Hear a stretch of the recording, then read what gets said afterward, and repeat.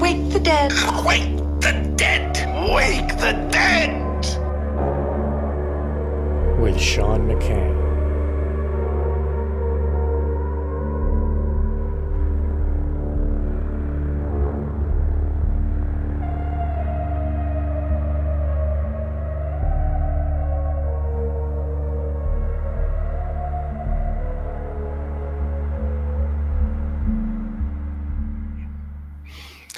Greetings and welcome to Wake the Dead. Today I am very happy and we are delighted to have Etienne de la Boetie Squared. He is the author of Government, Biggest Scam in History Exposed, and he's a fellow voluntarist, anarchist, and we're going to discuss a ongoing psyop that is attacking the anarchist community. Hello, Etienne. Welcome. Thank you. It is good to be with you, Sean, and good to be with your audience. Wonderful. Well, we're very delighted to have you. You've done, your book is incredible, and it's so easy to share with others, and it's really a wonderful tool for spreading the message of freedom to people that it's tough to get it in. Some people don't want to hear the truth, and you made a really successful device for relaying the truth to others. And thank you for that. Thank you. Yeah, it's been an amazing journey, kind of transitioning from being a tech guy to an author. And so for those that aren't familiar with the book, I got a little copy right here. It's called Government, the Biggest Scam in History Exposed. And really, without giving away the ending, government has been the biggest scam in history. And so what I encourage people to do is not think of government, kind of think of government as a technique for robbing and controlling populations. And you can never, ever have a legitimate government. So you can't do it through a coronation, you can't do it through an election, and it just breaks down if I don't have the ability myself, inherently in myself, to make up rules for you, the viewer or listener, or if I don't have the ability to take your money and give it away to charity, then I can't delegate a right. I do not have myself to a representative or to a government. Exactly. You can't be bound by a social contract that you didn't sign. And if, me and my girlfriend can't vote for Sean to give us all of his money because there's two of us and one of him, if that's not moral and legitimate, then it doesn't matter if there's three of us or four of us or 331 million of us. There's no magical additional person that makes something that has been, that is immoral and illogical now moral and logical just because the mob wants to rob Peter to pay Paul or lynch black folks. And so government has been the biggest scam in history. And so I come at it from the standpoint of a voluntarist. A voluntarist is someone that believes that all relations between human beings must be voluntary, that nobody gets the ability to use violence or coercion or extortion on anybody else.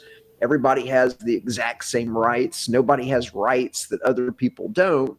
And that precludes having a government. But the good news is that the world is a self-organizing system. It produces spontaneous order. And the overwhelming majority of what government does, besides the stealing and the redistribution, which is immoral and illogical and wrong, is a provider of services, whether that's armed protective services that they call the police, or dispute resolution that they call the courts, or air traffic control, or Amtrak, or running a Social Security investment old age retirement investment program. Whatever it is, the free market or mutual aid societies or nonprofits or real charities would do it better, faster, cheaper. And if the government, through its crooked monetary system, wasn't stealing half of everybody's money in overt taxes, covert taxes, and inflation, with inflation being the worst tax of them all because it's kind of hidden, right, and it's stealing the value out of everybody's money that has earned and saved money, we're going to go ahead and and just be stealing the value out of that by letting some banks engage in fractional reserve banking, where they get to create money out of thin air, even though it's inflationary, even though it's stealing the value out of everybody else's money.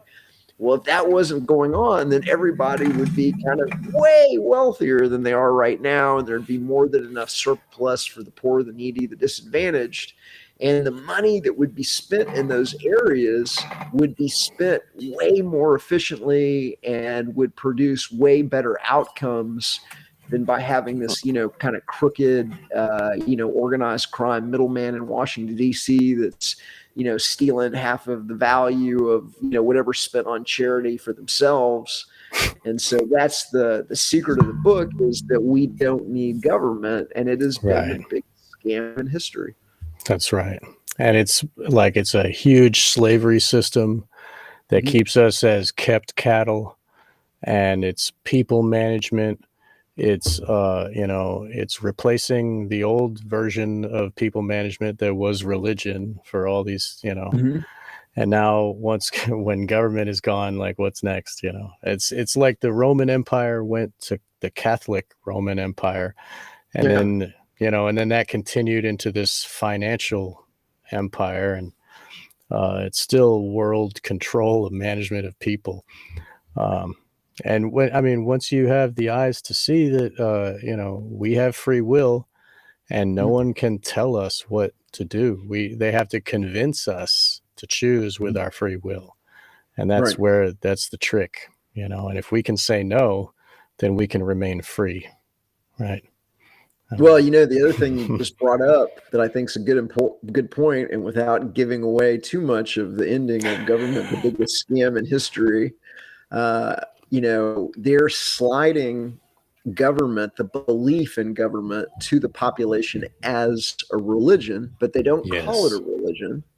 But they're using all of the tools and the tricks and the techniques of an unethically manipulative religion or cult to slide it in. It's called statism, and statism is belief in the necessity, the desirability, and the legitimacy of having a government at all.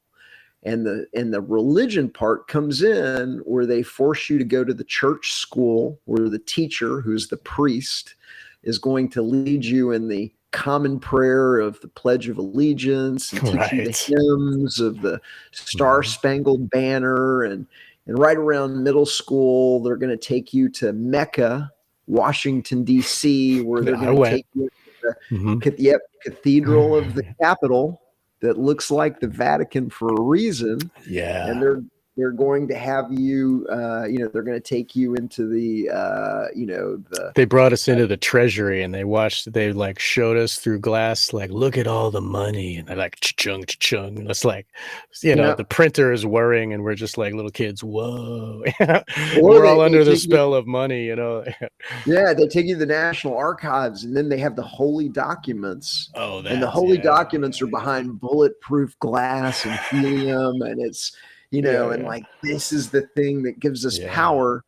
And then when you really, really break it down, you've got a couple of dozen slave owners, lawyers, and politicians that went into a room on a continent of 3 million people and wrote down on a fancy piece of paper that they alone get to make up rules for everybody and steal the wealth of others.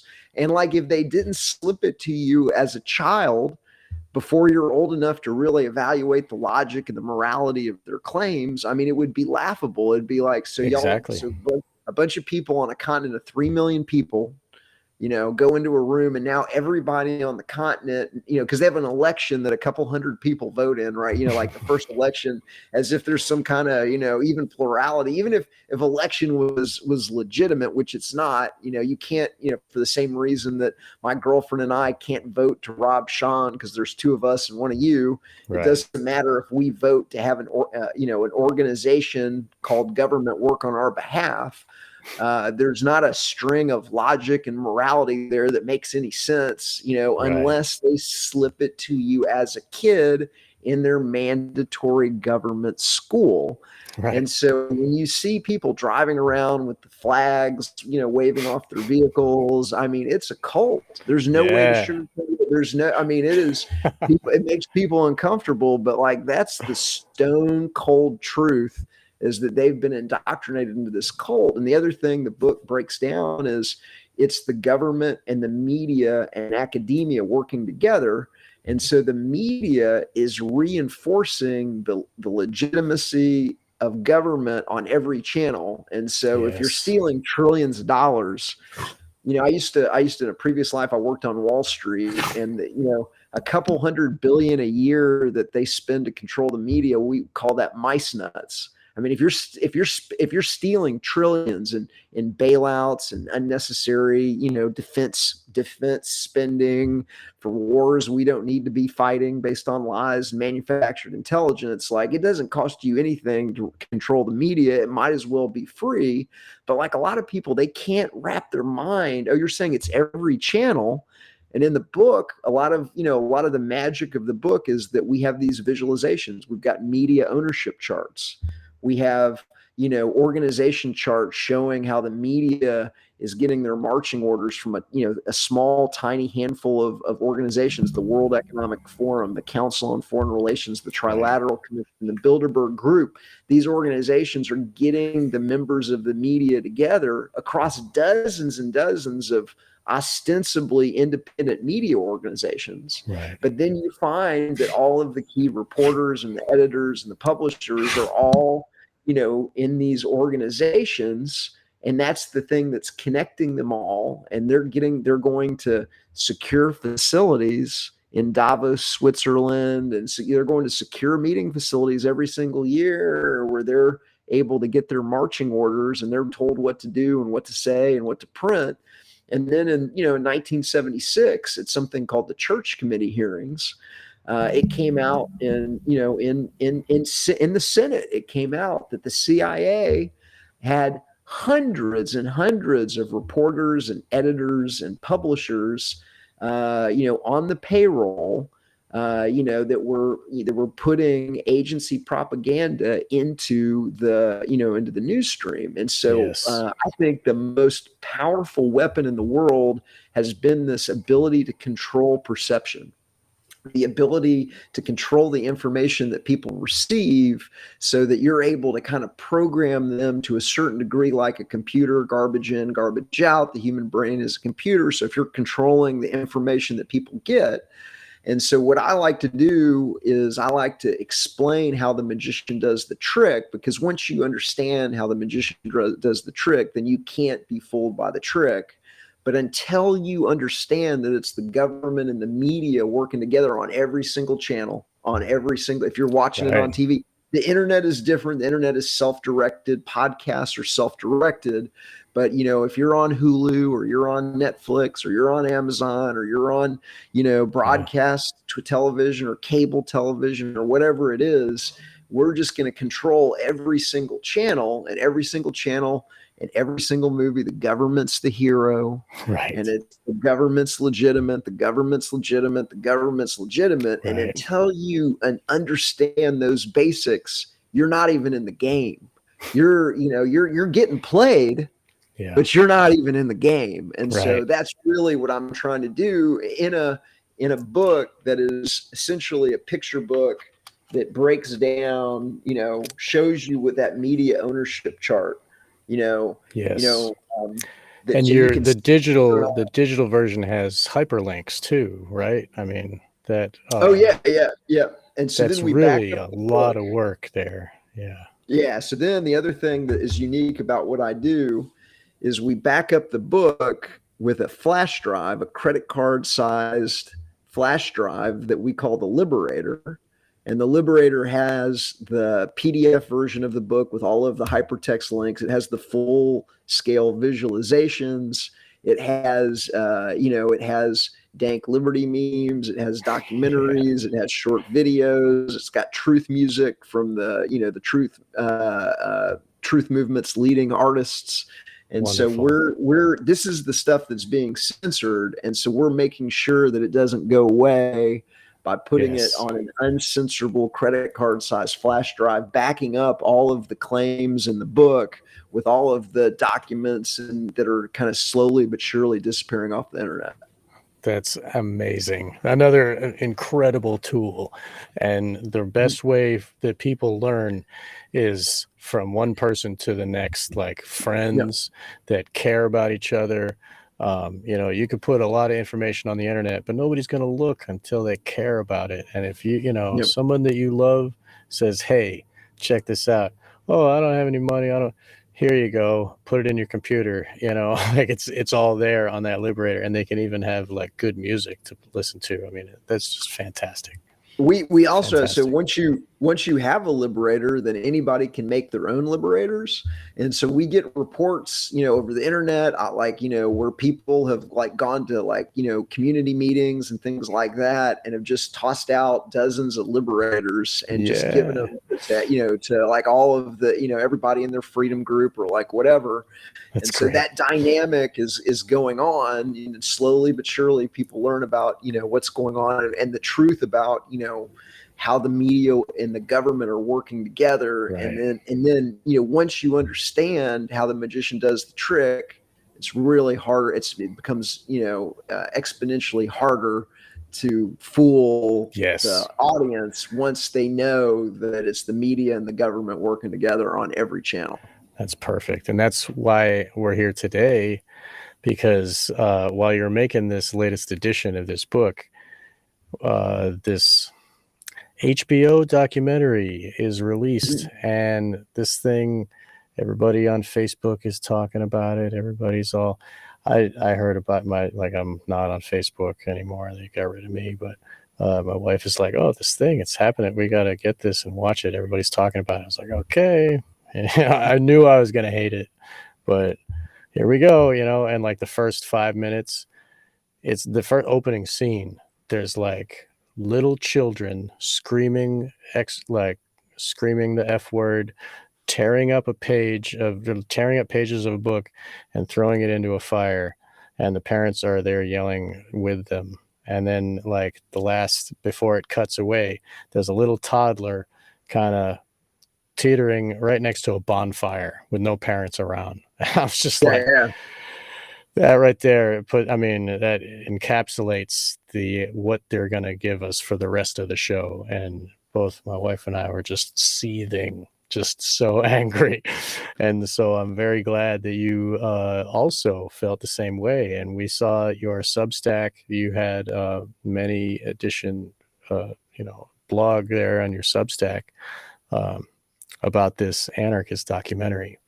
And you discovered, you brought to light, I mean, it's apparent when you see it, but can you give us an idea what your basic idea of what you're getting at with that?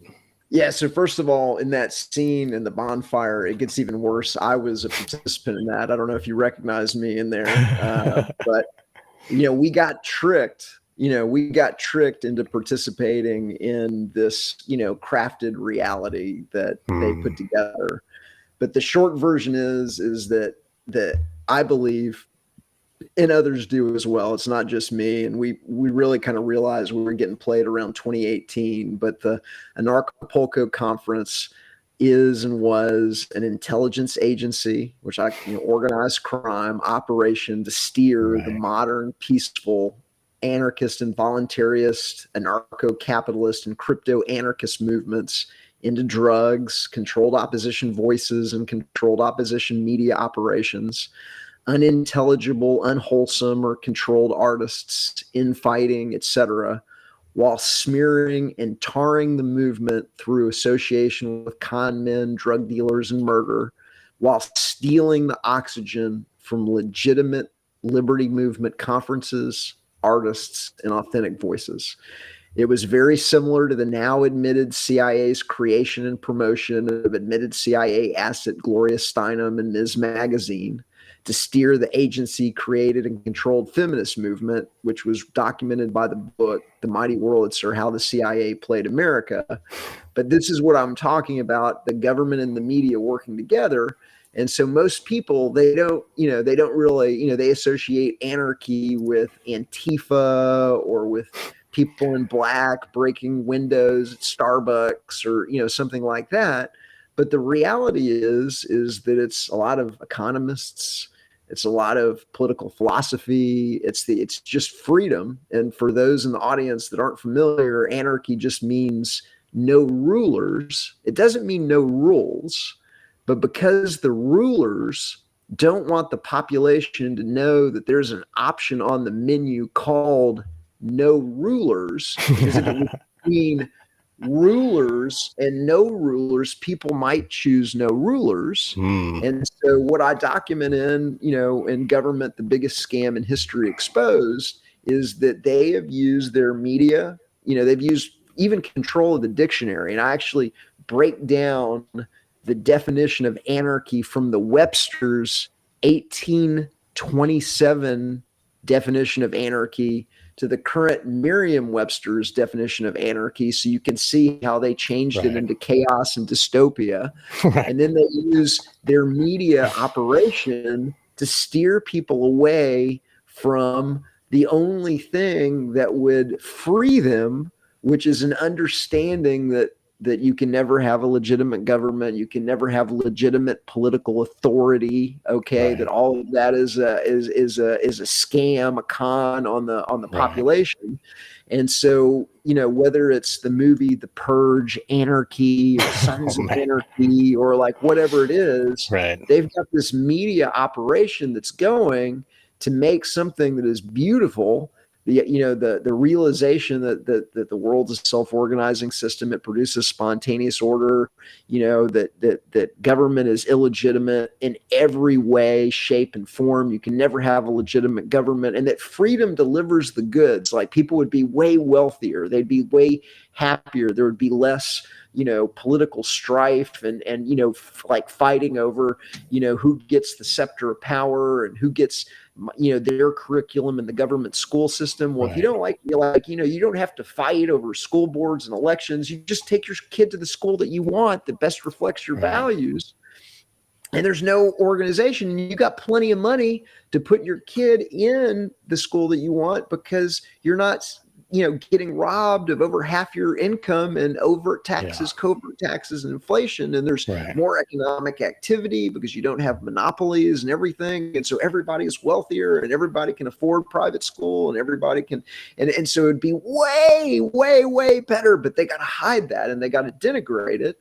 And so the way they were doing that is they created this conference that was essentially the first conference of what was called kind of anarcho-capitalism. And anarcho-capitalism just means that there needs to be a free market, and that nobody, there's no government, but all of the goods and the services that government provides, from air traffic control to Amtrak to all of that, would be provided by free market participants, by profit making businesses, the same way that when you go to the supermarket, it's all profit making businesses that are providing you your daily bread and your fruit and your everything that you want, is all self-organized. There's no central authority there's no department of the supermarket that ensures that there's that. The market just provides it, and it it provides fresh bread and food in New York City and at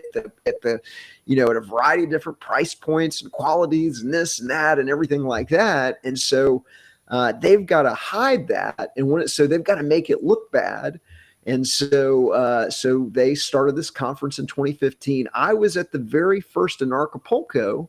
And so I went through it the entire time. And then I wrote the book kind of around 2016, 2017. And so starting in 2018 is really when I released it at Anarchapulco. It was the best-selling book at Anarchapulco in 2018. It was the best-selling book in 2019. It was the best-selling book in 2020. And so I threw the biggest party not affiliated with Anarchapulco called the Turtle Party. And so I knew all of these people. Everybody that's on screen, I know them because I was there the entire time.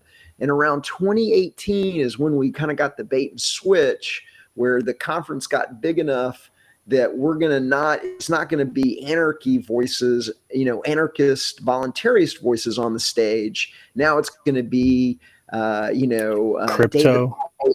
and Okay. Judge Napolitano and Ron Paul, who's not an anarchist, and so it's going to be what I believe to be controlled opposition voices, and then just ridiculousness. Like they have this woman, Dr. G Spot, who was a plastic surgeon that did vaginal manipulation, like crazy. What? Wow, Crazy. I didn't know about that one. Wow. Oh yeah. So then like they were running so many different games and tricks and everything on the audience that everybody begins looking around like we're getting played here. Yeah. We're getting played. Like you're in a trap. You're a mouse in a maze. All of a sudden, looking around like, oh no, we're getting this. We're getting. They played. Control the environment there. They control the environment. They're dealing drugs. So one of the CIA's one of the CIA's handbook is to deal drugs into opposition movements. And there's a great documentary. It's a book and a documentary called "Drugs as Weapons Against Us," that breaks down the history of the CIA dealing drugs into opposition movements, whether it was SDS, the Weathermen, the Black Panthers, whatever it is, the music scene,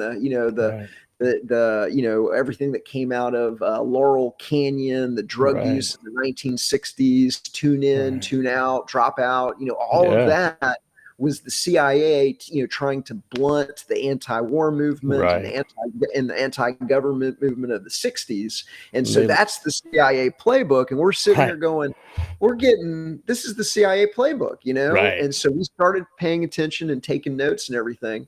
And so then the entire time there's this shifty, scummy, duo named Todd Schramke and Kim Kyland that, a bunch of people suspected were controlled opposition. They're making this documentary that was supposed to be called Stateless. And so we were already kind of suspicious of them. And so that documentary ends up being The Anarchists. And then when it comes out, it is textbook propaganda. It is not like they're doing, and not only that, but it also comes out that they're not the only, that there's other executive, directors that are involved in it.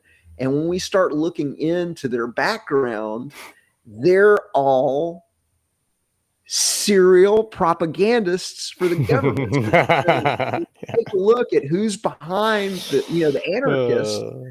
One of them is a guy named Jason Blum of Blumhouse Television that actually produced a movie called The Purge Anarchy, where it makes it look like if the government goes offline for even one single day, it's going to be like horror film in the streets and people murdering each other with chainsaws and axes. Right.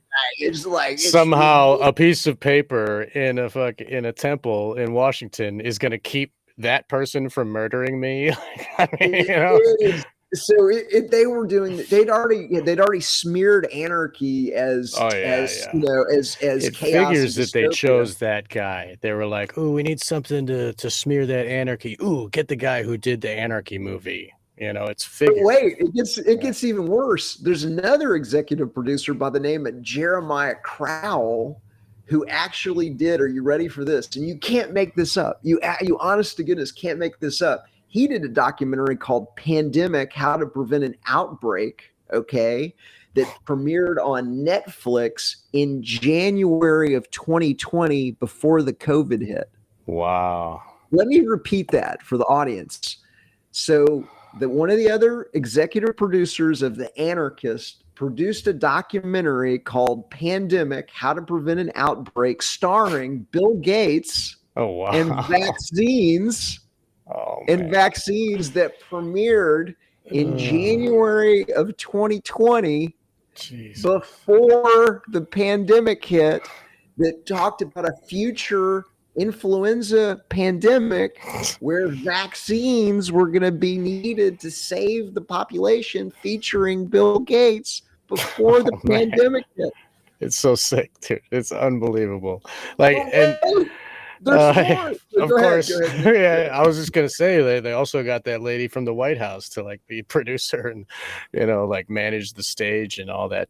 Like they got people from the government, like they got people from the propagandists, Right. like, and everything that HBO ever makes is not true. Like they made the Paradise Lost thing where that ended up getting child murderers released from prison because Peter Jackson and Johnny Depp are on his side because they saw a documentary and they got the propagandized, and they have a lot of money and okay. And they also did the Making of a Murderer documentary, another one where they paint a murderer as a good guy, and they paint it's obvious that everything that they've ever done, if you look at like HBO is the oldest running, most popular, and people pay money for it. Anyway, go ahead, please continue. Well, so yeah, absolutely. To your point, so first of all, HBO is owned by Time Warner Discovery, okay, and Time Warner Discovery also owns CNN, and so CNN is fake government news, Totally. and HBO is fake government documentaries. Right. And so you'd mentioned that there was a woman. So in the Anarchapulco conference, there's a woman named Jessica Kill who is connected to the White House that has literally pictures on her Facebook page of herself with the Obamas and the Bidens and like not just like in a rope line, like behind the scenes kind of photos with them. And so she's brought in to manage it for drunken Jeff Berwick. Because he's like completely incompetent and he's the perfect tool for them. Yeah, he is a scumbag, and I think they picked him because they want a scumbag to be the front man, to make people think in the documentary, and they're running game on us like they're trying to charge $10,000 for a table. So like they wanted to control the access to the audience. So they didn't want people like me selling books like this to the audience. So because they're trying to gatekeep that information. They're trying to keep it behind the gate. Right. You got it. And just to give you an idea how ridiculous that was, there's another conference called Freedom Fest where you can get a table for like $1,000, and they'll cut you a deal too. And they got a bigger audience than Anarchapulco had. And so, but the Anarchapulco one is, and you go to like Red Pill Expo, it's like $500-$600 a table. And so they're charging $10,000 a table to try and keep people from reaching the audience, controlling the audience. So they're running game on Unbelievable. People. They were doing things like they would, because you could do workshops if you were an author or you were somebody. So they would have Mark Passio's workshop at the same time as Larkin Rose's workshops to split the audience. Oh, so we can't see both. So you can't see both, and neither one of them makes any money. Right. It was like it was like scams like that. Jeez. They had 5 different stages. Okay. And so like they put myself and Larkin Rose on the one stage. This is on day one. In 2020, I spoke on the main stage and it was recorded and everything like that. But I actually did 2 different talks. And the first talk that I did, and Larkin was the same way. They put us on the furthest stage away from everybody, the only stage that was not being recorded. So all 4 stages were being recorded except for the stage that we're on.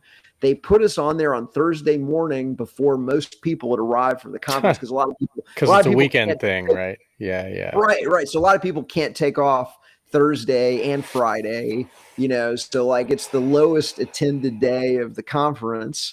And then as a piece de la resistance, they hadn't put any signs out. So a lot of people didn't even know where the stage was. They didn't have the signs, the stage up, before our talk. So people were like mingling while the main stage was doing its thing and they couldn't even get in because they were lost.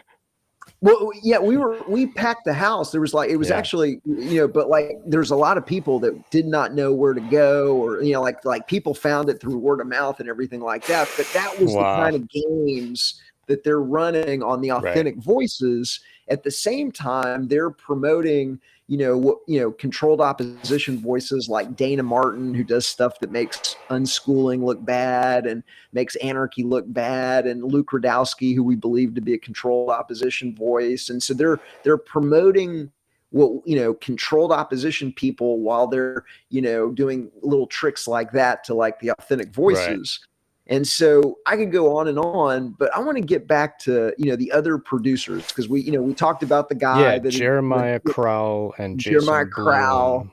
and Jason Blum. But then another executive producer is a woman named Mary Lisio, Lisio, who literally appears to specialize, in making documentaries that reinforce the official story of historical events, where the CIA, the FBI, or the organized crime media was either the main suspect in government criminality or was involved in covering it up, including CIA assassinations, hoax shootings for gun control, and the government's massacre of 80 men, women, and children at Waco. And so she's like, if you take a look at the products that she's in, she's retelling the official story of what are suspect events. So like she's got one of them in production right now called Enough, where it looks at 20 years of mass shootings in the United States. Oh no.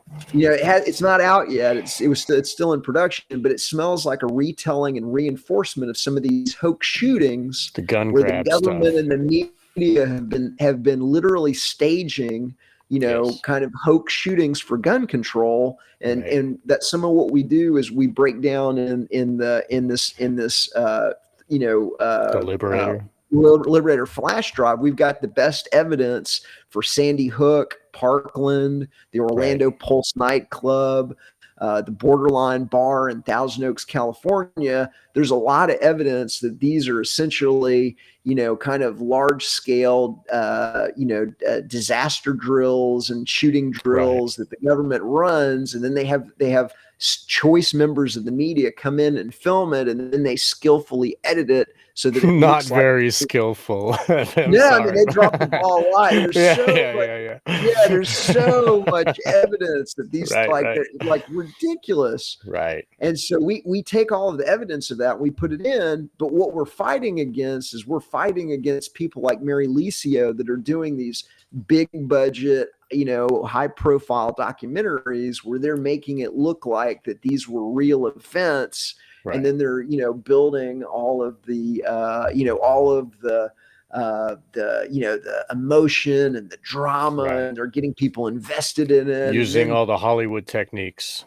The Hollywood techniques, and they've got the big budget and everything. And so, this movie is Enough is one of them. Another one is The Walkout, which is also still in production right now, but it appears to be a reinforcement of the official story behind the hoax shooting at Marjorie Douglas High School in Parkland, Florida.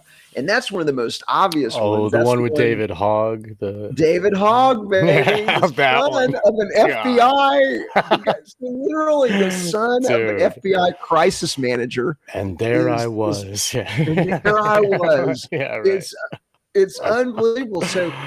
So she also did a thing called 10 Weeks as well in 2020, where it was a recruiting commercial for the military. So she's chumping, young kids into joining the military so they can be killed, and I think the military is kind of a eugenics program where they, send these kids off to the wood chipper in Afghanistan or Iraq or something like that, and just have them with like high occult symbols on them getting sacrificed to the dark orders, like the Passy will talk about that, it's like a dark ritual. It's like a bloodletting for their fucking whatever.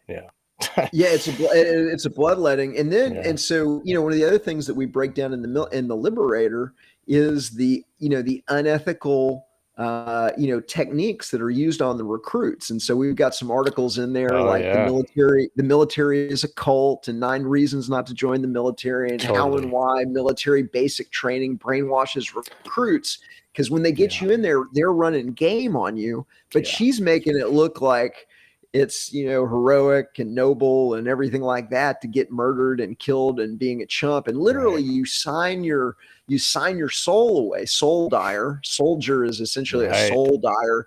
And and by agreeing to kill whoever you're told, you're signing away your soul by, you know, they'll give you enough money to get that marrow, but like you're having to sign your soul away to, you know, to get it, kind of a thing, by agreeing to murder whoever, you know, you're told to murder. And to, you know, it's just horrible. She also did a documentary on killing Kennedy that, you know, told the official story, you know, reinforced the official story of Kennedy, where the CIA is the number one suspect. Like literally, the CIA is the number one suspect in the killing of Kennedy. She did one called The Killing of Reagan. And then a lot of people don't know this, but when Reagan was assassinated, the assassination attempt on Reagan by John Hinckley Jr. John Hinckley Jr. was actually the son of a major donor and family friend of George Bush Sr. And so George Bush Sr. was the vice president at the time. He'd previously been the director of the Central Intelligence Agency. Right.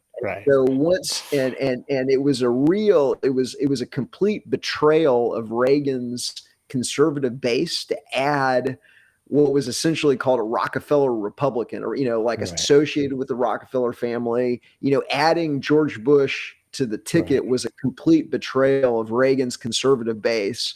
And so then once he gets into power, you know, he is essentially assassinated by the son of one of his major donors and family friends. It was like 2 weeks later, wasn't it? It was like right after. I think it was a month or two. I mean, it was 2 months in, but like I think Reagan got the idea that, okay, I'm just gonna, you know, put on this jacket and pretend to be president, and I'm not, you know, like, okay, I like, he got the message. I don't recall. Yeah.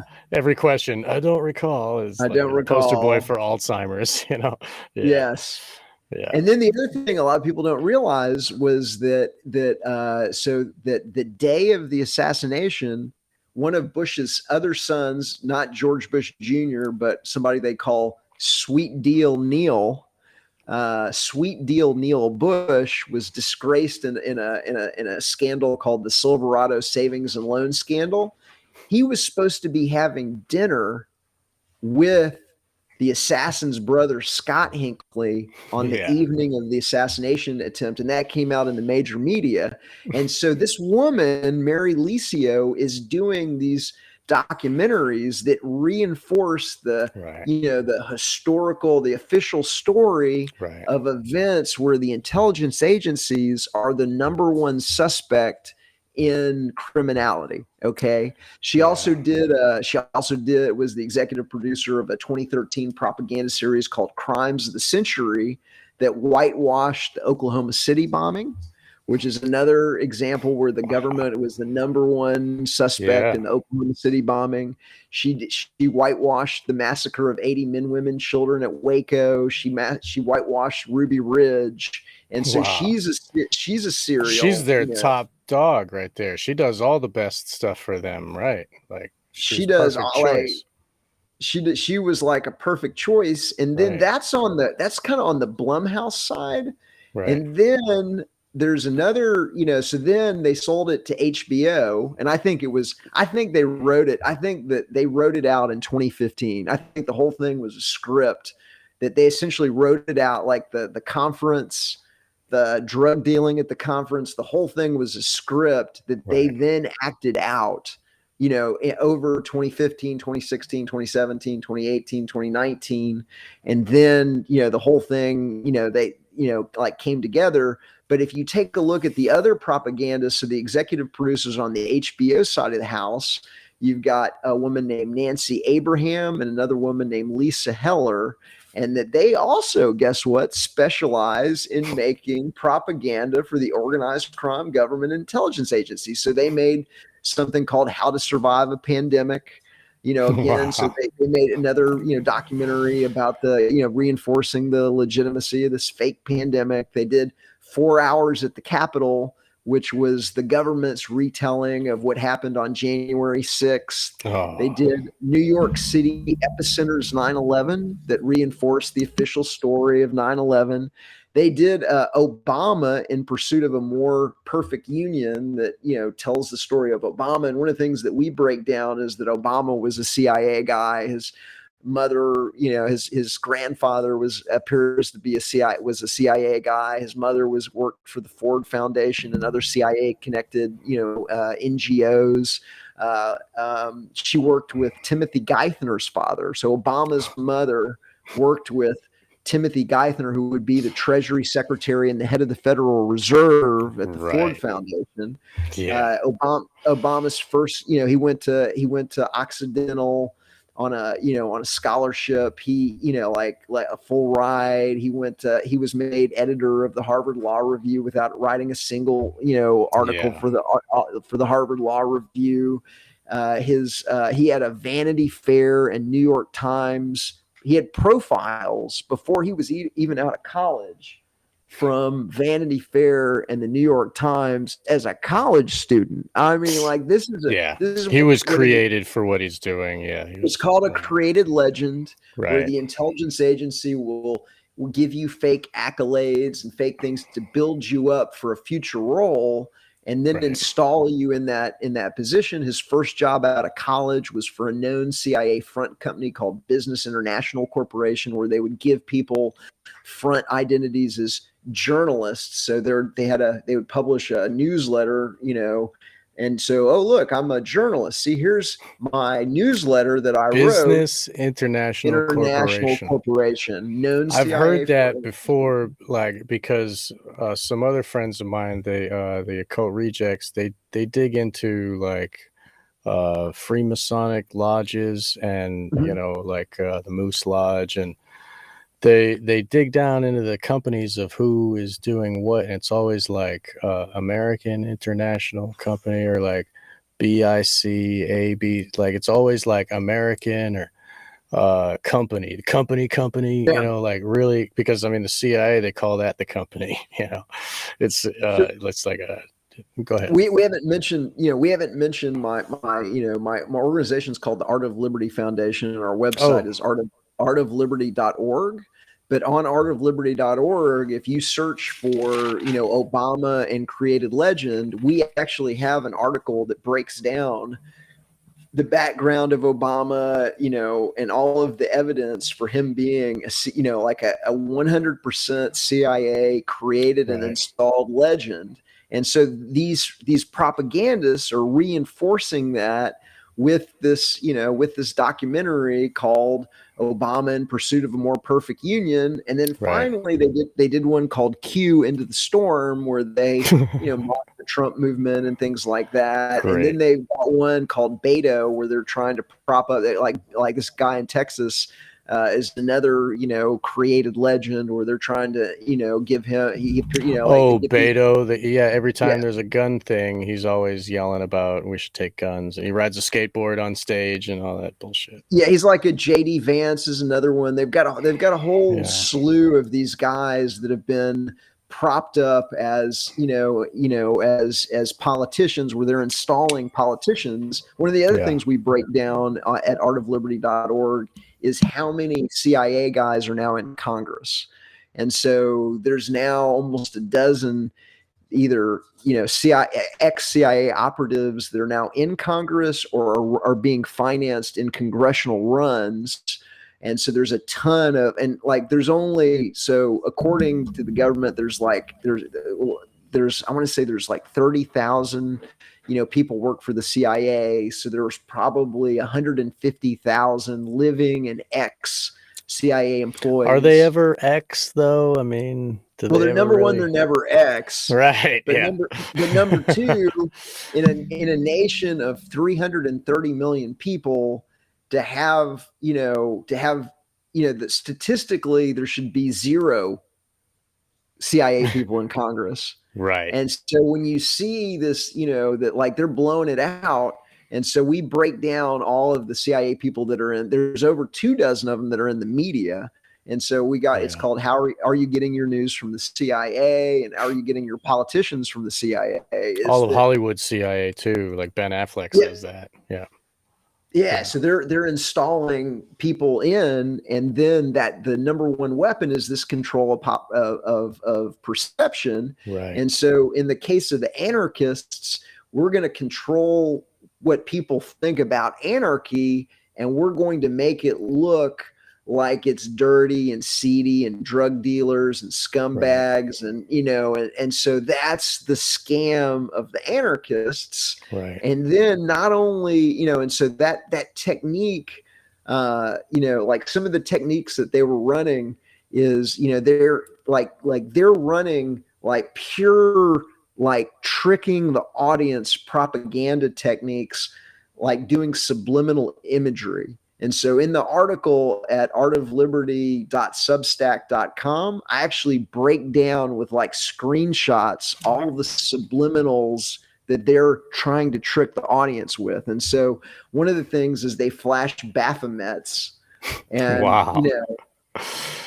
and they'll flash Baphomets on the screen because they know that will tick off Christians and the religious and people that understand what the Baphomet is all about. Right. And so they'll throw Baphomets on the screen. Another thing they'll do is they'll have people flipping off. They'll have the main characters, the anarchists, flipping off the screen, because that's essentially flipping off the viewer. And so that's psychologically, streaming, there was one clip in the Anarchists where Benny Wills, who's a great guy, and he's got a nice, he's really a kind-hearted person. Yep. And the only clip they had of him was on stage with both middle fingers up saying F the government. And then that's it. I'm like, wow. I mean, we could, there's all kinds of little things that we could talk about that they were really pushing as just seedy and gross if you wanted to get into like each one, but I don't want to derail you, please. Well, just to keep going, like some of the ways they're tricking the audience is they're throwing up psychologically upsetting text on the screen. So like they're in one of the, and I've got all the screenshots at artofliberty.substack.com where you can see this for yourself. But they'll have a picture of a computer screen where they've got some pictures, like as they're scrolling through the screen or something, and they're focused on the pictures, but the text right above says "now covered in dark blood." Oh shit! And it's got shit covered, and then down below it says, "I followed a line of blood up and around the entire inside of the bus." Double shit. And so the brain is reading that, and is like your brain actually sees everything on the screen. Right. So it reads words first. It actually reads words. Yeah. Right. And so that's what they're doing. But really the main trick that the anarchist uses is a propaganda trick called framing. And the propaganda trick of framing is that, the advantage of the propagandist is that he gets to point the camera at whatever he wants the audience to see. Right. And so if you've never been to Anarchapulco, you would think that it's all scumbags and drug dealers and riffraff and and the reality of it is for those of y'all who saw the Anarchists but have never been to Anarchapulco, the majority of the crowd, it was a high-end crowd. It was entrepreneurs, it was business owners, it was successful people, it was digital nomads that could travel and work at the same time. It was the ticket, the ticket got more and more expensive. I think the ticket right now is like $1,200 to go to Anarchapulco. But back then it was like $700, and when it was like $700, even that is like, even that's expensive. Well, so like part of the scam of Anarchapulco is they wanted to have a conference where they could steer and smear anarchy, but they didn't want it to get too big. And so part of the scam was to keep it small and stall it. Right. And so they put it in Acapulco. The price tag keeps it small. Yeah. The price tag keeps it small. And so they're going to put it someplace that's expensive and hard to get to. What ended up happening was, though, like once you get, people that are awake and understand the government, it's a super cool crowd, because the people that can actually see through the lies of the culture and are open-minded, and that, understand, the real political philosophy and the economics behind anarcho-capitalism and crypto anarchy and things like that. It was a super cool, super amazing I bet crowd. it was great. Yeah. It was off the chain. Everybody was amazing. And so they don't want you to see that. They don't want you to see that. Okay. So we're only going to point the camera at these people that are the drug dealers. And so if you think about it, the cast, because my thesis is that the people that you see on screen are just actors, especially Lily Forrester, John Galton, Paul Propert, especially Paul. I think Paul is government. He's government. He was government. I can't figure out if Jason Henza is a useful idiot or he's an actor too. But I think he's acting. I mean, that gun. He was not hurt. I mean, yeah. I'm pretty sure that he was in on it too. And so they get this, and then you'll see in like 6 months, everybody's going to have new cars, and houses and things like that. They're not going to, they had signed some kind of deal that until it was out, and 6 months later, 9 months or whatever it is, then they get their payday and everything. And like, I don't know what the deal was. Do you think that Lily and her boyfriend there, John Shane or whatnot, do you think that they were already busted in America for being in the scene of selling drugs up here? Because they've been in the scene for a long time. And I know people like that. I've been in the cannabis black market for a long time, and so I know these people. Like, I recognize them, even though I don't know them specifically. Like, so do you think that they could have been busted up here and then used, saying like, well, we could let you go free if you be an actor for us, and we'll even pay you, or we can send you to jail? It's a possibility. We're speculating right now. I mean, one thing I want to be very, very clear on, because there's a lot of things in the article that I can prove that are like, you can go take a look to IMDb and you can go verify everything that I just told you about the other executive producers. All of those are facts. All of those are, 100% facts. You can talk to other people at Anarchapulco about the details that I gave you about charging $10,000 a table. You can go see Jessica Kill's, pictures with the Obamas and with the Bidens. I think they even flash it in the documentary, the picture of Jessica at the White House, doesn't they? Don't they flash it? It's like they're rubbing our nose in it. It's in the documentary and everything. And so there's like, I want to be very, very clear. We want to be careful. I want to be very, very clear that there in my breakdown, there's a lot of absolute verifiable 100% facts. That was speculation on my part. Yeah, we're now in the area of speculation, which is fine, but like, I want to just define it and say, so like, I don't know what exactly happened. And what I do in the thing is I give 10 good reasons why I don't believe that, like, John, that a murder really took place, or why a reasonable person, given the fact that we're dealing with known serial propagandists for Hollywood and the intelligence agencies. Okay. We're dealing, the fact that they could follow around a small group of people for like 4 years. Okay. And then 3 of those people that were the stars of the show end up dead. Okay. The odds of that happening, okay, are astronomical. I mean, in fact, they're so astronomical that, I've it's taken almost, some you'd be suspicious that the producers are in on killing them because, like, they needed something to talk about in their documentary. Well, hire the cartels, go get them. But it's the CIA. It's like the CIA is murder incorporated organized crime. Like, if you like, the sad thing is that, when most people think of the CIA, if you like Joe Sixpack and Jane Bag Lunch, if you go ask, Joe Sixpack and Jane Bag Lunch about the CIA, they're gonna associate the CIA with Tom Cruise and Mission Impossible and like television CIA. Right. But if you go ask a college professor or something like that, they're going to tell you about Phoenix program.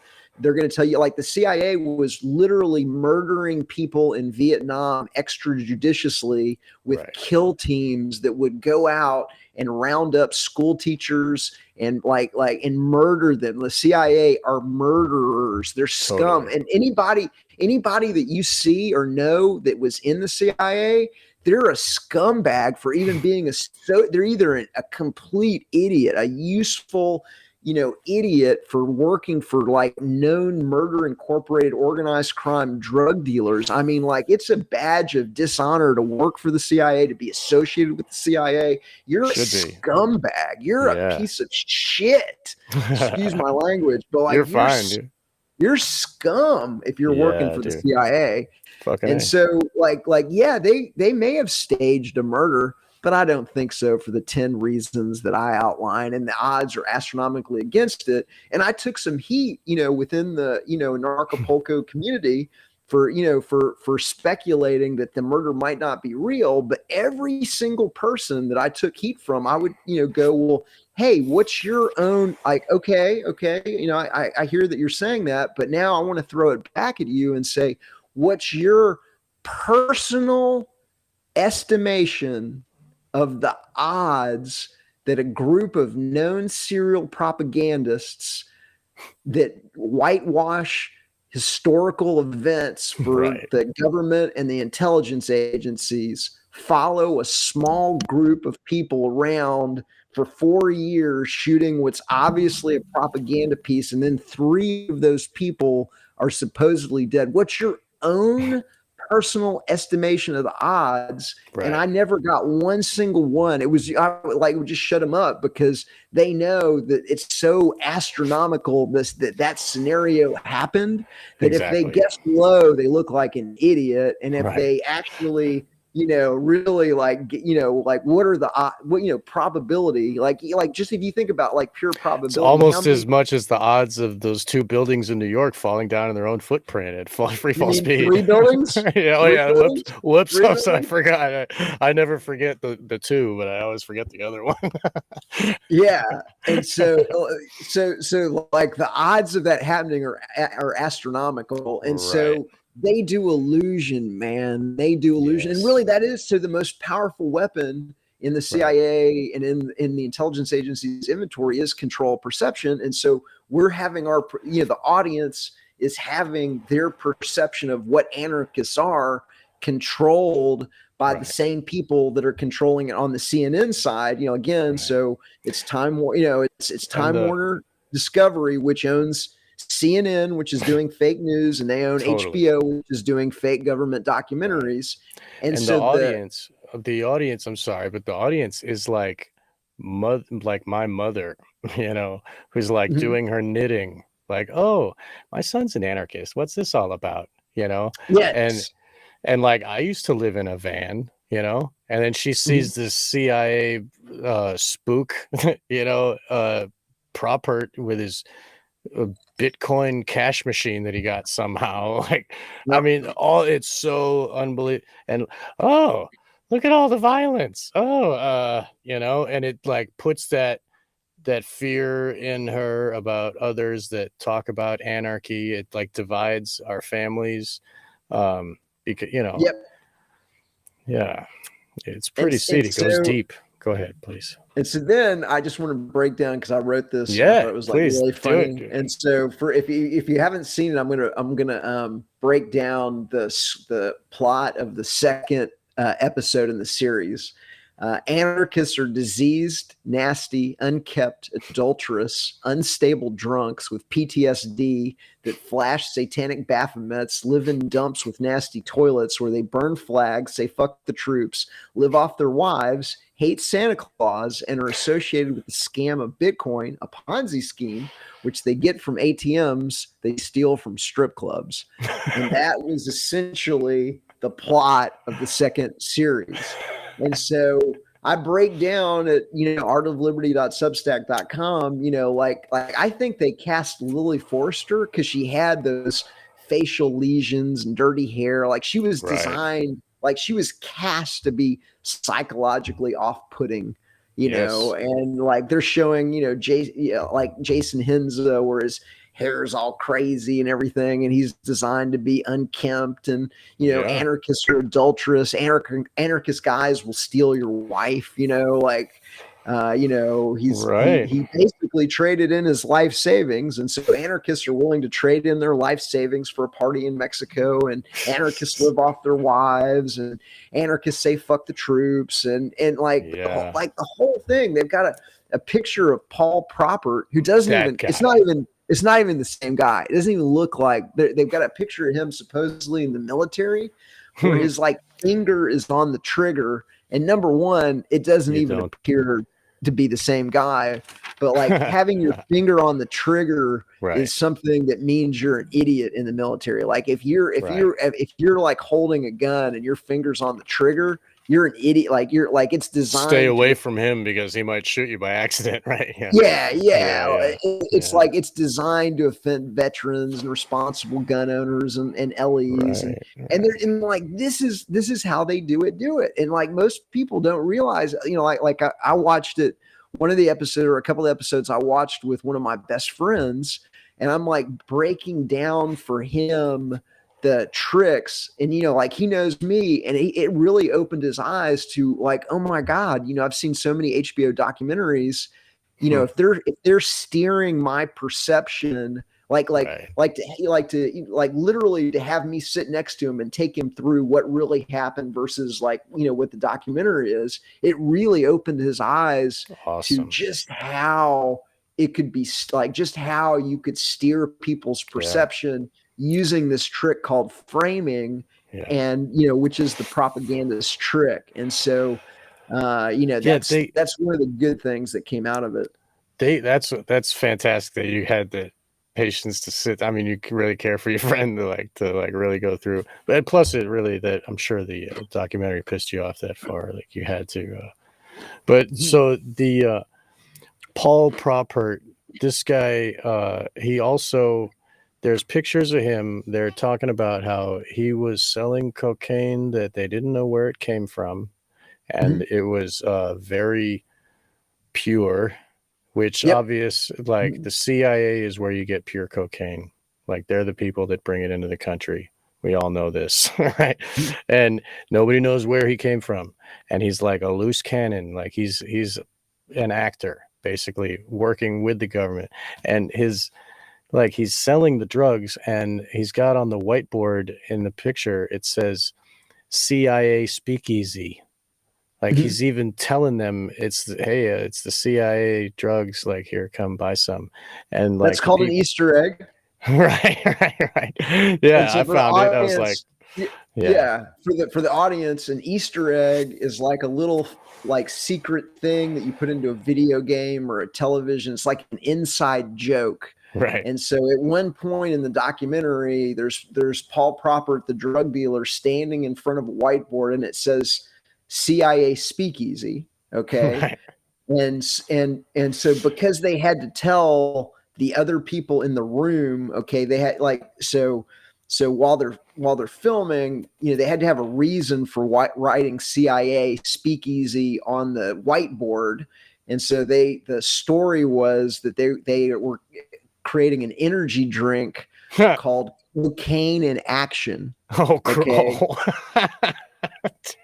And so Cocaine in Action allowed them to write CIA. So to be able to put the little funny ha Easter egg on the whiteboard, they told everybody that it was like Cocaine in Action. And so, so this is it. Now, to your point about it being pure cocaine, I've talked to a lot of people. I don't do cocaine. I don't even do coffee. I don't even do caffeine. And that's the other thing. Like in the documentary, Lily, who is a liar, okay, like she's saying that she wasn't selling cocaine, and I've been doing a real deal investigation where I've talked to people that were around Lily and were living with Lily and were like in Lily's like immediate, thing. I mean, I've done a real deal investigation where I've, talked to at least 8 or 9 people, like, taking notes and the whole thing.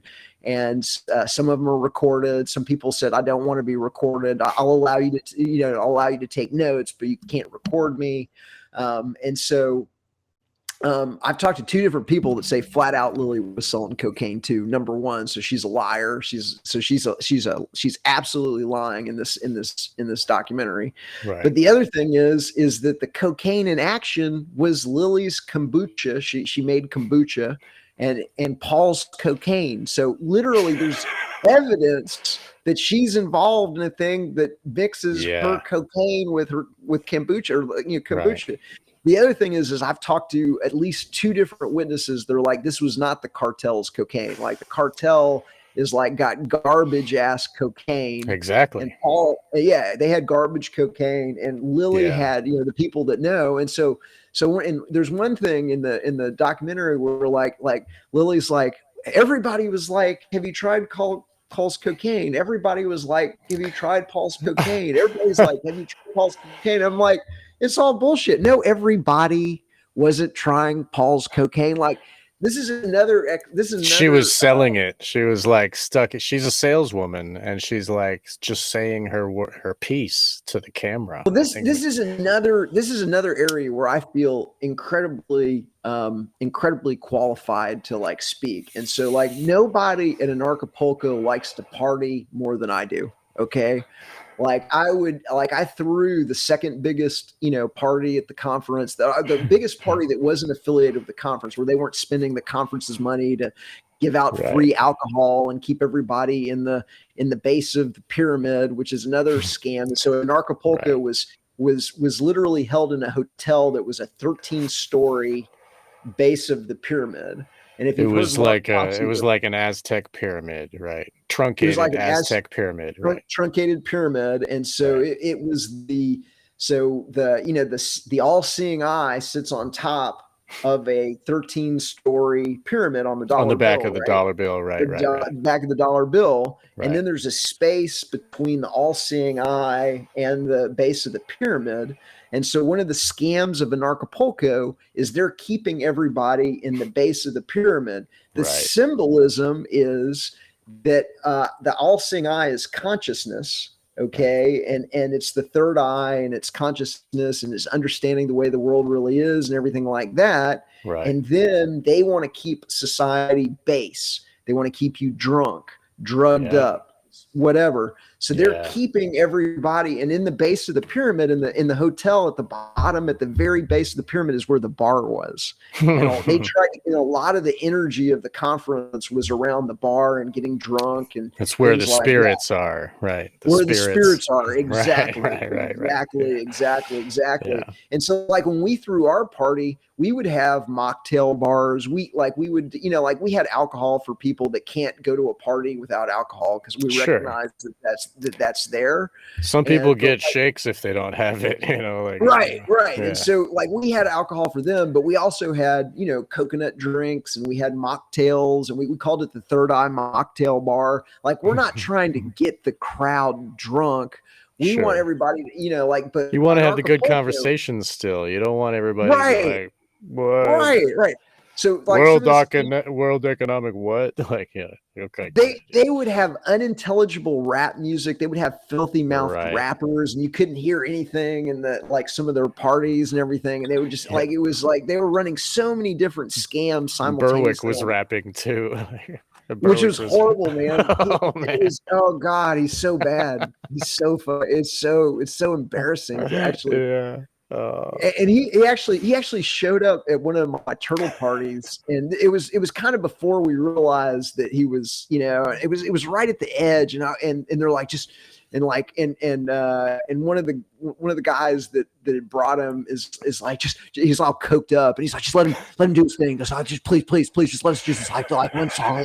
He's like all coked up. He's like, please let us do it. Man. And I go okay. And he starts to rap, and he I don't know if he was too drunk or what, but he literally embarrasses himself and gives it up halfway through. He's like, he was such a scumbag, and he was a joke. Oh The other thing man. is like, so the documentary tries to make it look like he's the leader of the anarchist movement when he was a joke. He was a joke. He was a joke. Nobody viewed him as a leader or anything. No. And so, you know, there were just so many scams that they were like running on the audience simultaneously that it was just, it was hysterical.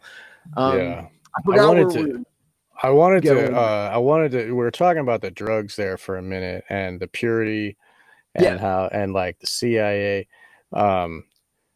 It was interesting that, I mean, one of the reasons why I don't think anybody died is because Lisa Freeman said on air, she said, the people in charge, she said that Nathan got a phone call from the cartel because, she also said, we worked with the cartel because we wanted to supply our party.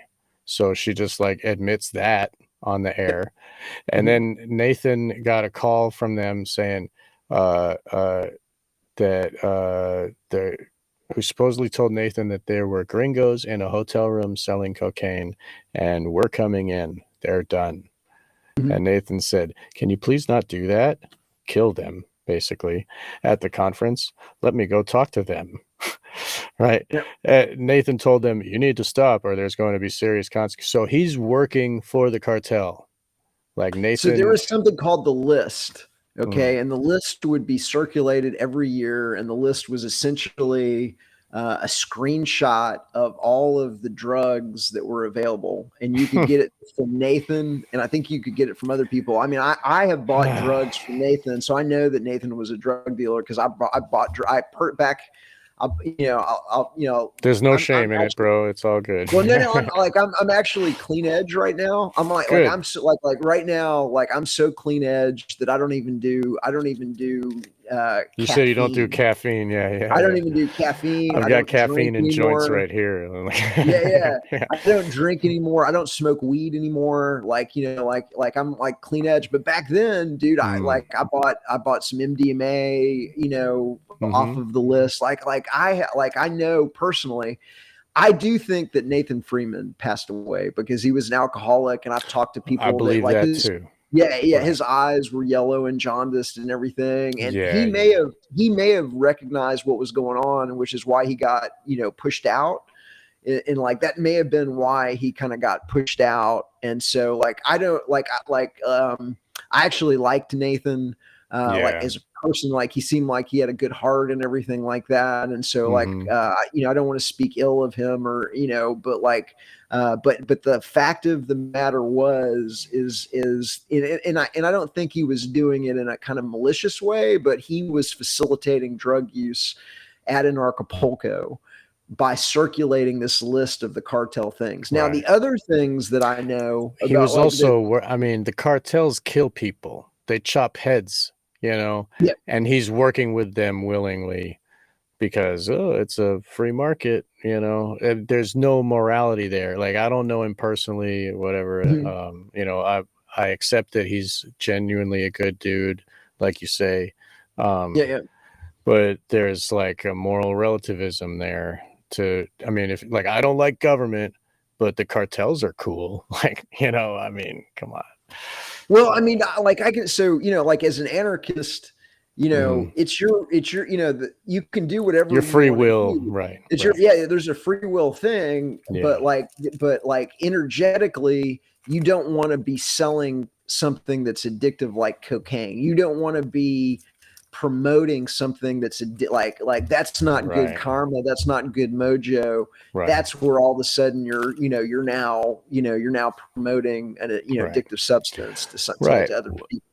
Yeah, you're good. I mean, there's that, but what I mean, I just wanted to say that he's taking hard-earned money from people and he's putting it in the pockets of the cartel murderers. You know, that also is happening.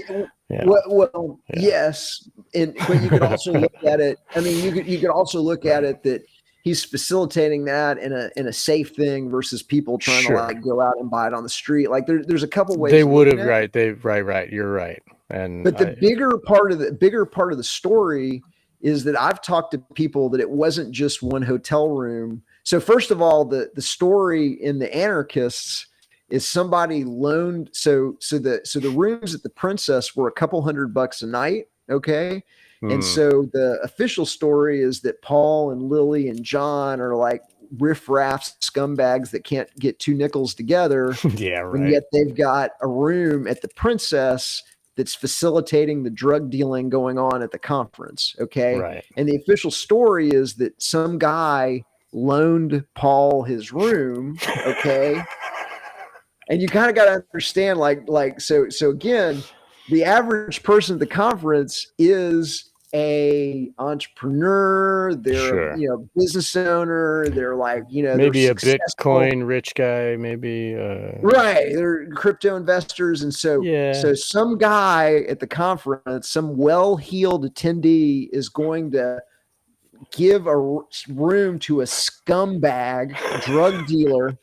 Right. To deal that's unhinged and like all the time, never sleeping. In a cartel town, right? And so so for the people that were actually there and seeing all this on screen, it's like obvious. This is just it's like ridiculous. It's like dumb.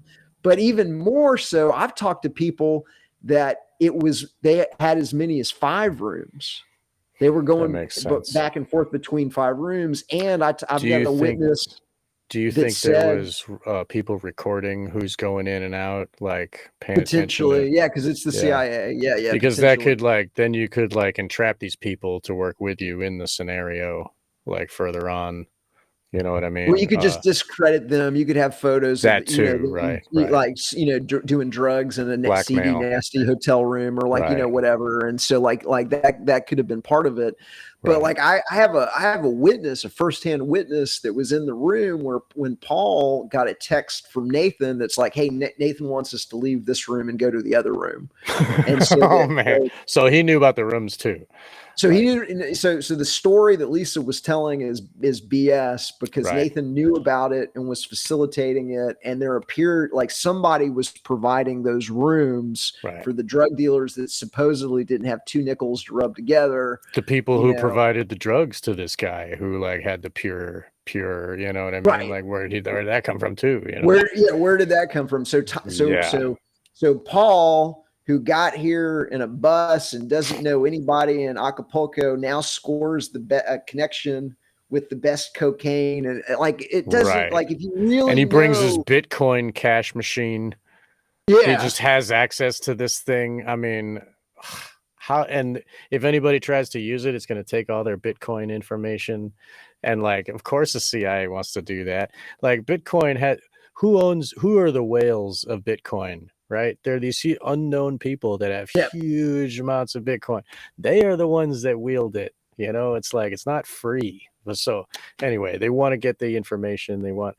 So they send this kook, and the guy, when he's selling his stuff on Facebook, he says his name is Shepherd Spook, which is an intelligence. A spook is an intelligence agency, and operative. A shepherd has the hook and wheels the sheep.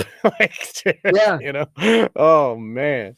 So okay, all right. So this is obviously. By the way, his name is Paul Propert. And what's a prop? A prop is something that's used in a television production to represent, So it's all these funny ha-has. It's like inside jokes and everything like that. And so if you really understand what's going on here, you're like, I can't believe people are going to fall for this. But most people, they have no idea. They've never met it. A lot of people have never met an anarchist, so they're sitting there forming their opinion of what anarchists are like, and they're unkept, diseased, adulterous, drug dealing scumbags. And it's similar to what being chumped by the television. They're being chumped by this control of perception program that makes the government seem like it's legitimate, and the elections seem like they're not rigged, and seem like 3 buildings fell down in New York.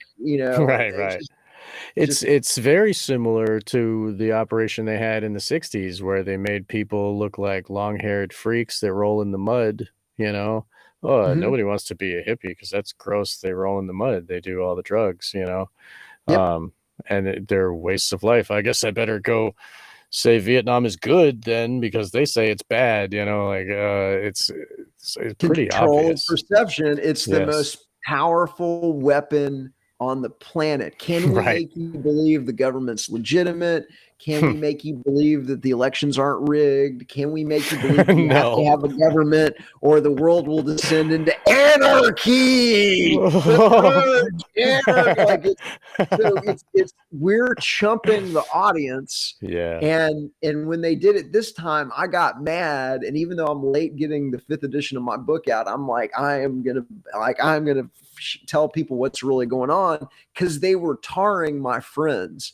And Yeah. so the majority of people that went to Anarchapulco are fantastic human beings. Yes. They are open-minded, they are intelligent, they are successful, they are fantastic human beings. And to have them dragged through the mud and made to look bad, I just got furious about the whole thing. Yeah. Yeah. That's what matters, man. You got we all need to stand up and do our part for what we care about, man, and Yeah. this whole like this smear campaign and this creating, like they fake death all the time. Facebook is created by the government. It's like a DARPA extension. And then when the murder in quotes happened, Mhm. Lily goes straight to Facebook. Yeah. It's a Facebook Live. and the other guy hens it too. It's like, oh, we got shot. Like it's like so unbelievable. I'm just gonna try and survive. Yeah,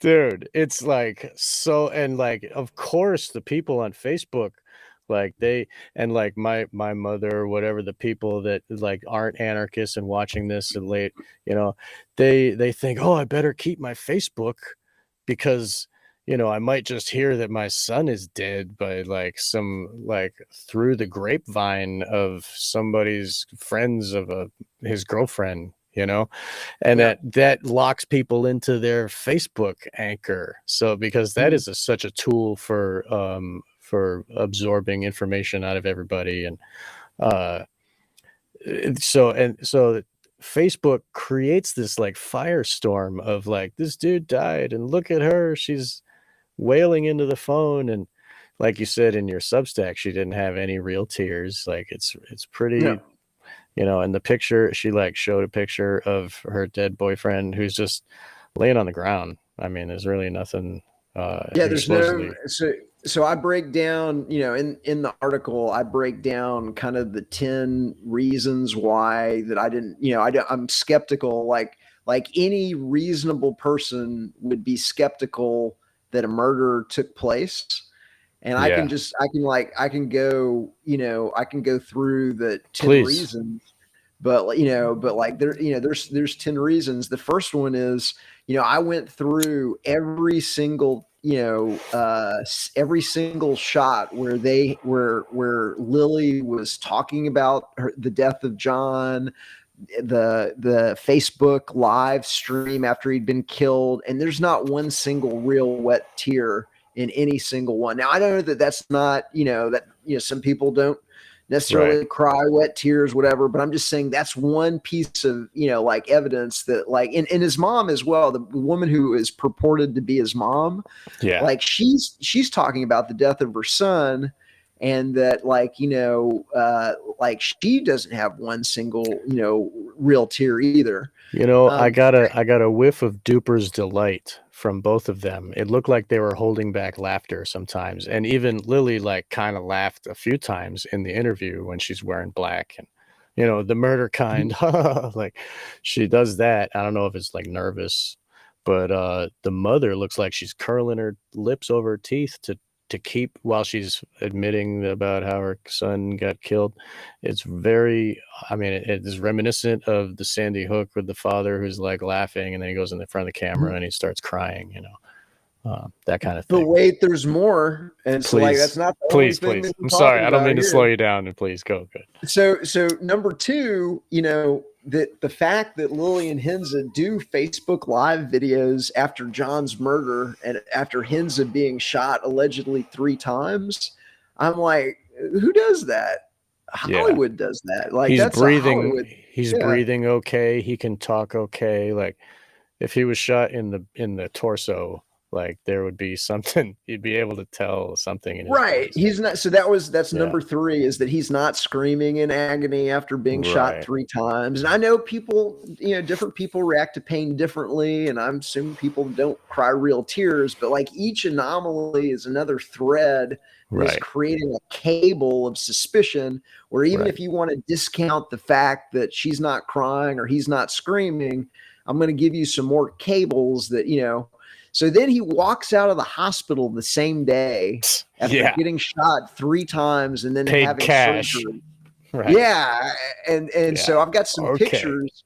I got some pictures of him and like he's looking pretty good for somebody that just got, he went out drinking, didn't he? Go out drinking after. I don't know, but he's looking good, man. Yeah. So then there's 2 different screenshots of like John's dead body, which number 1 is in 2 different positions. So they either moved his dead body.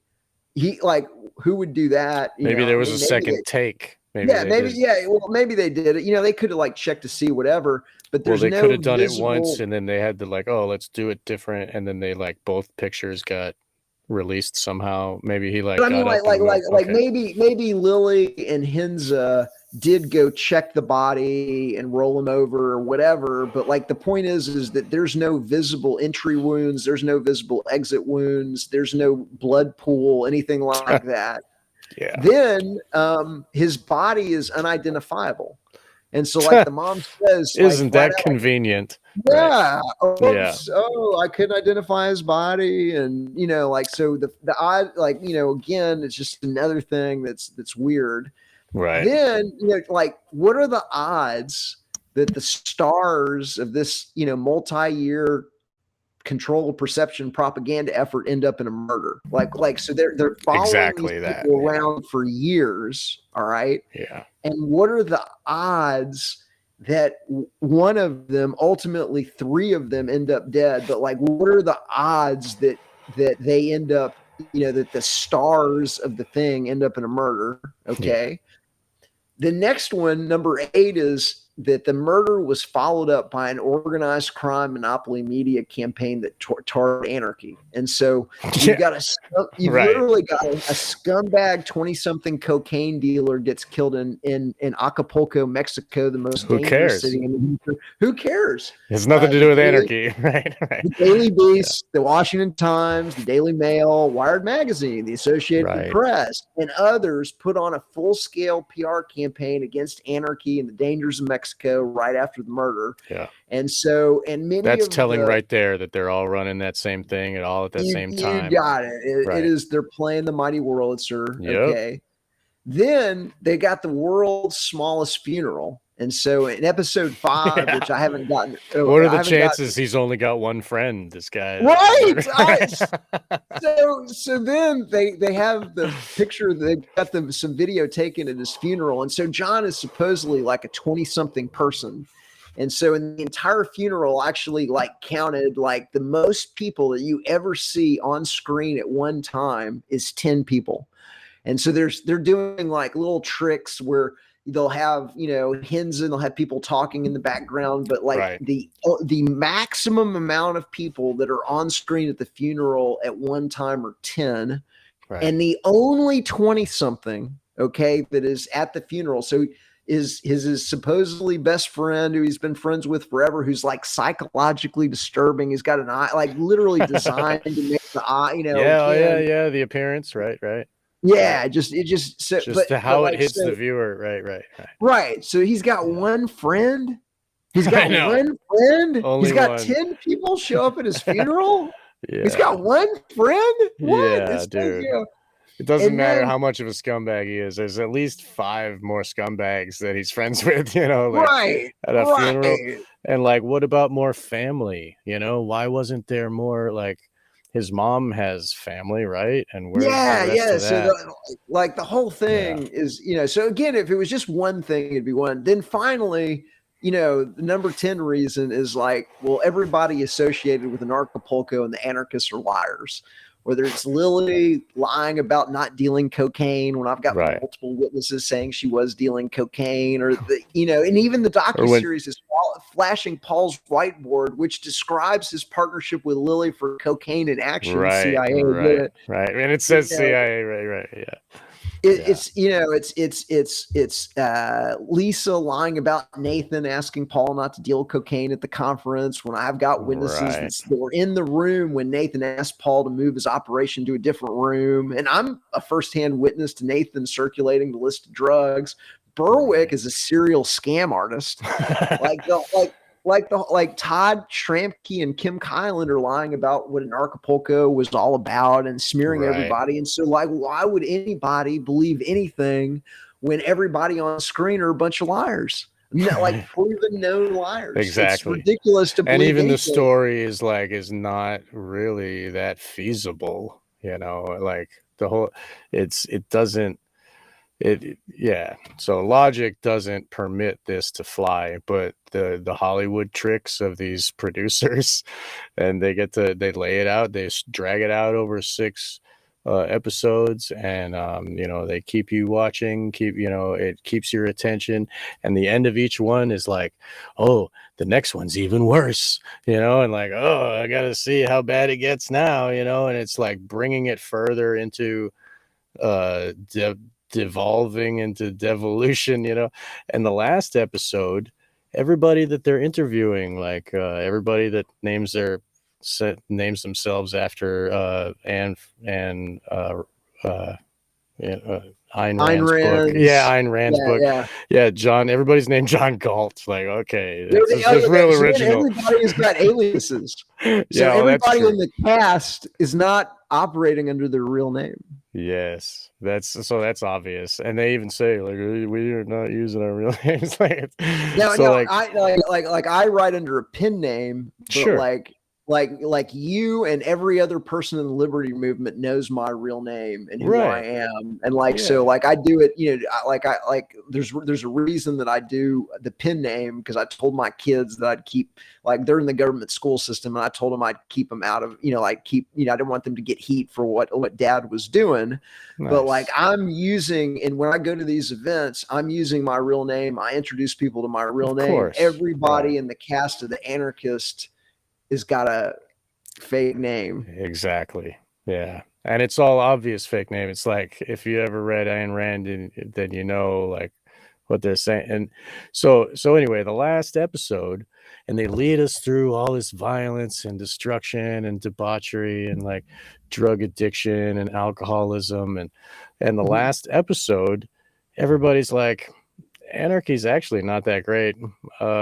We're not going to be anarchists anymore, like the Spanish guys, like, oh no, I'm not going to be an anarchist anymore, and I'm going to go travel the world and be a statist, and like they what's her name, Lily, gets on stage at Anarchapulco and starts talking about how living the life of an anarchist is really hard, and you really should think about that. But then she equates all of the things in her mind what anarchy is she's equating that to her drug addiction.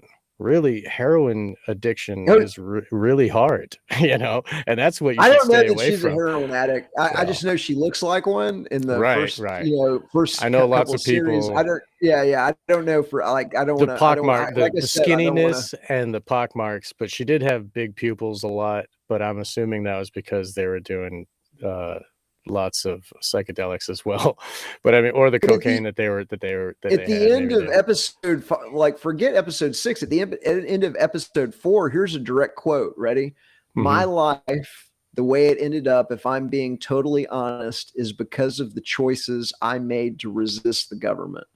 And so the subtext of that is don't resist the government. Like literally, they're weaving in don't resist the government. And so like that's again one of the little scams of the anarchists, is we're gonna weave it in to don't resist. Like it is the worst kind of scum.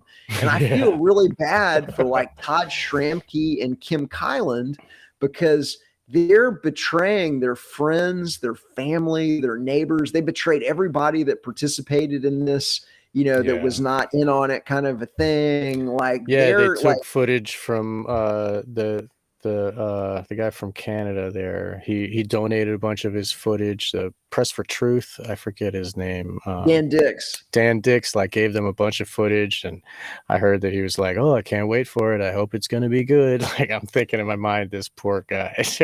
They're using his like goodwill, and they're just soaking it up like a sponge and just like smashing it. But like with Todd Schrammke and Kim Kyland, I hope their neighbors hear this interview and understand. Seriously, like literally, I hope their neighbors and their friends, understand that they're betraying them, that they're, that they're making something that could free them and open their minds, and and they're literally working for organized crime to keep this system of tax slavery and, government control in place. They're betraying their friends, their family, their neighbors. It's like, how pathetic and scummy is that? I agree. And I'm not on Facebook, but my wife still is, and she sees the people still defending it. Like, all the anarchists that are real heads, they all know it's propaganda. They agree. They might not go as far as where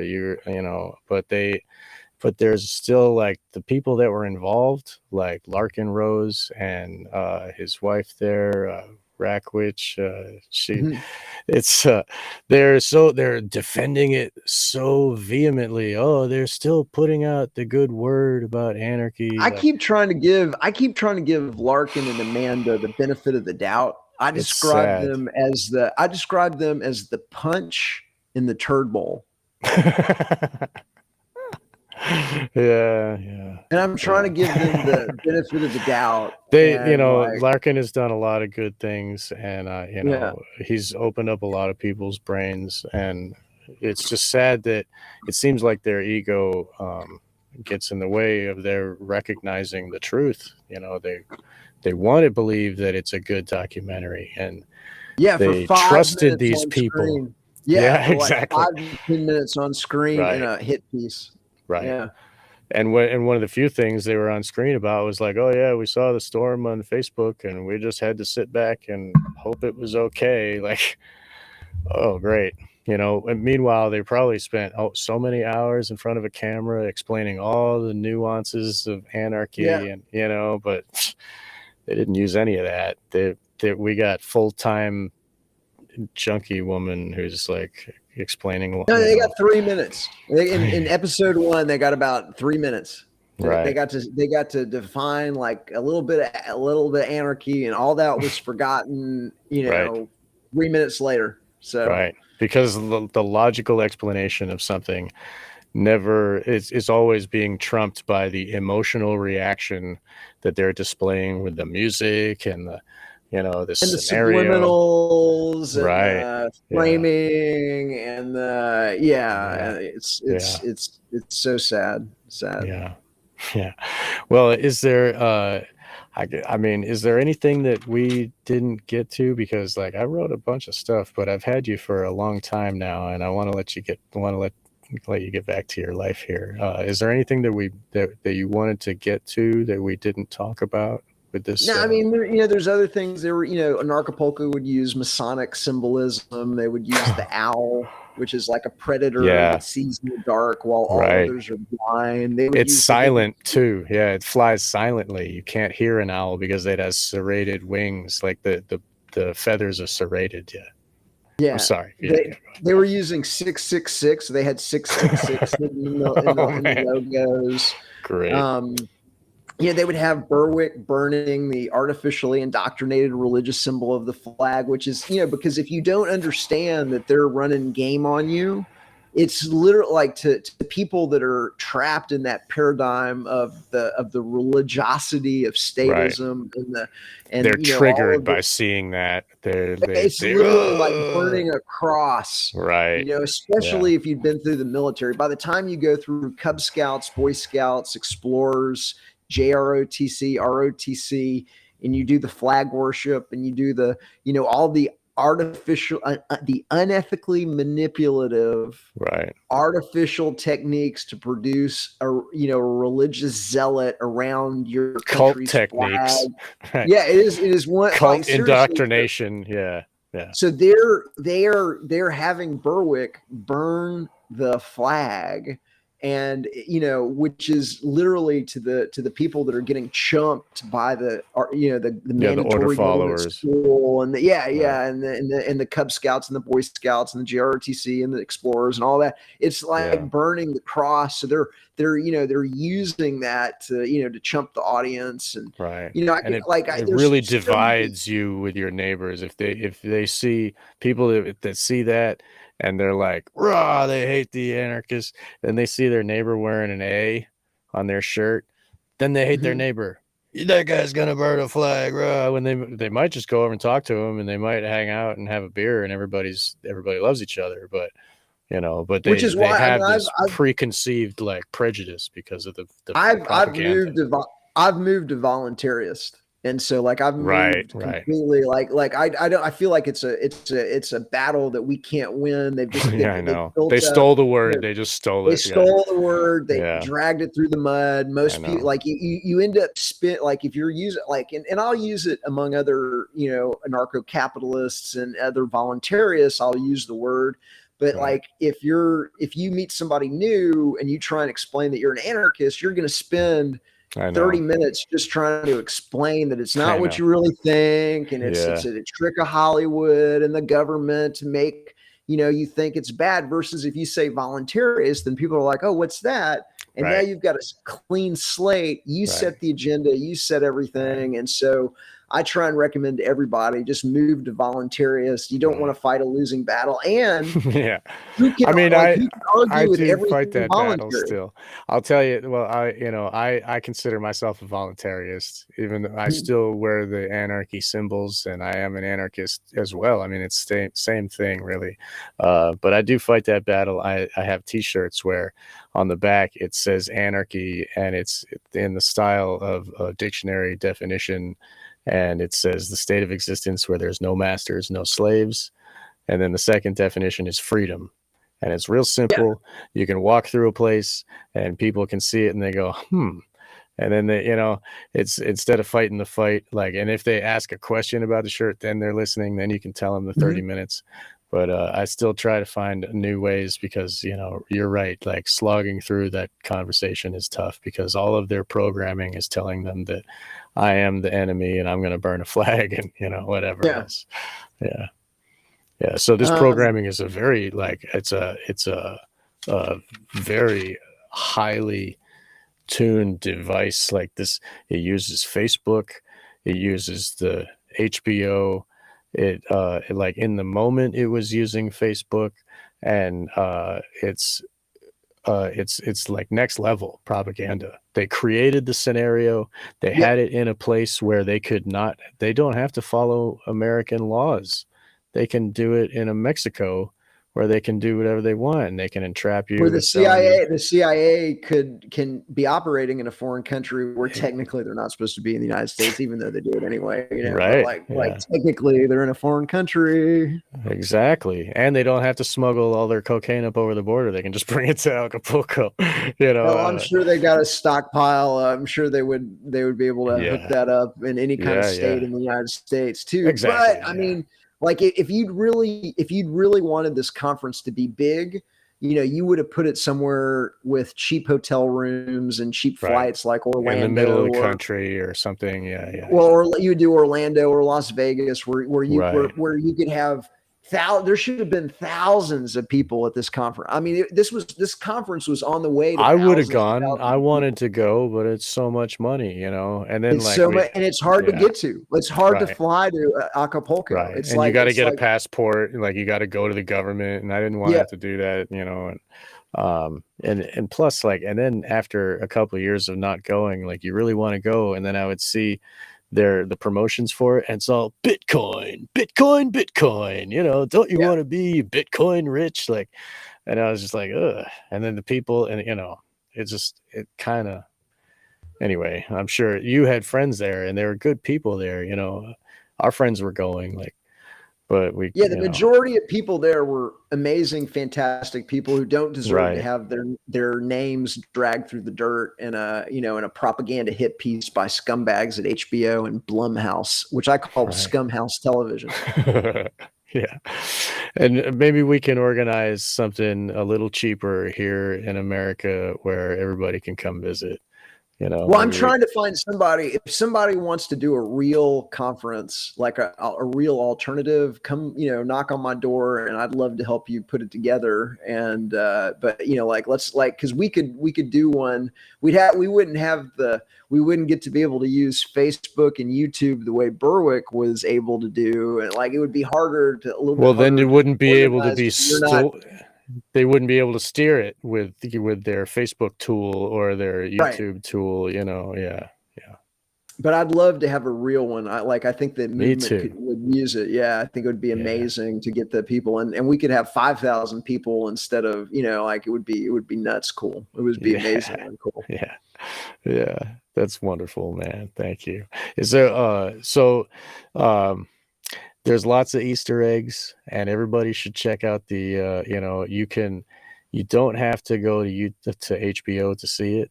You can go to the dark web and find it. I'm not going to tell you how because I'm not a No. criminal, but but it is available, and everybody should watch it and see the propaganda. Now that you've heard what you have the lenses to see it properly, and you can learn about many other propaganda, psyops and such in Etienne's book, The Biggest Scam in History Exposed. And you can find him at artofliberty.org. Well, And the book is at government-scam.com. So government-scam.com. all right. Artofliberty.org is where you can find kind of like all of our work, and you can sign up for 5 Meme Friday, which is our weekly email newsletter with 5 dank liberty memes and kind of the best of the alternative media. And then if you want to find the expose on the Anarchists with all of the details, the screenshots, the breakdowns, episode by episode of the first 4 episodes so far, that's at artofliberty.substack.com. I so much thank you for being, joining me here, and it was wonderful to speak to another anarchist that really gets it. And You mean you're voluntarists? yes, yeah. Oh, yeah. So you are always welcome here at Wake the Dead, and we are so delighted to have heard your voice, and we look forward to hopefully hearing you again in the future. And you have a new version of this book that is released, and they can find it, and you included. It's coming soon. It's coming soon. soon. It's Okay. coming soon. It's taken me way longer than I There's a thought it would. lot more to include now in the last couple of years. What they've been doing, there's a lot to add. The next version breaks down the COVID and the scam of the Right. COVID and the Yes. eugenics operation behind the COVID. And you can Yeah. get. I've been dropping some of the evidence of that in the Substack at artofliberty.substack.com. But the next version breaks down the scam of the COVID and the eugenics program and the history of the participants and their background in eugenics, and it'll be very quite eye opening. Yeah. That's fantastic. And that operation's still going on, and we're seeing people dropping left and right. And so, yeah. It's being hidden. Yeah, it's being hidden by the control of perception media. Exactly. Well, thank you so much for what you do. And it's so important for getting the truth into people's ears and in their heads and their conscious mind. We appreciate everything you do. And thank you so much for joining us on Wake the Dead.